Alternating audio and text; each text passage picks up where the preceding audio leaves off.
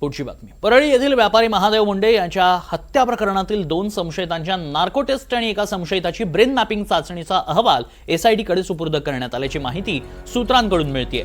उद्या न्यायालयासमोर हा अहवाल सादर केला जाण्याची शक्यता आहे. अधिक माहिती जाणून घेऊ. आमचे प्रतिनिधी आकाश सावंत सध्या संपर्कात आहेत. आकाश, नेमकं या अहवालात काय आणि कधीपर्यंत सुपूर्द केला जाईल? नक्कीच तन्मय, बघायला गेलं तर महादेव मुंडे खून प्रकरणाला 2 वर्ष उलटून गेलेत, मात्र अद्यापही या प्रकरणाचा कुठेतरी तपासाला गती मिळत नव्हती. आता या तपासाला गती मिळाल्याचं चित्र जे आहे ते बघायला मिळत आहे.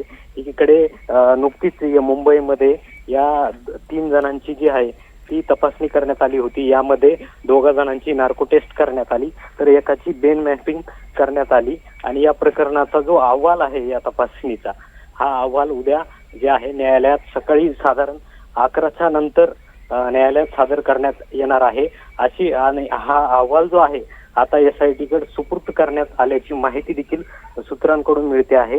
आणि लवकरच हा अहवाल उद्या सकाळी 11 वाजायच्या दरम्यान जे आहे न्यायालयात सादर केला जाईल. आणि या अहवालातून कोण आरोपी आहेत, कोणी हा खून घडवून आणला, या सर्व लिंक जे आहेत या खुनासंदर्भातल्या सर्व खुलासे जे आहेत ते उद्या शक्यतो समोर येण्याची शक्यता जे सूत्रांकडून वर्तवली जात आहे.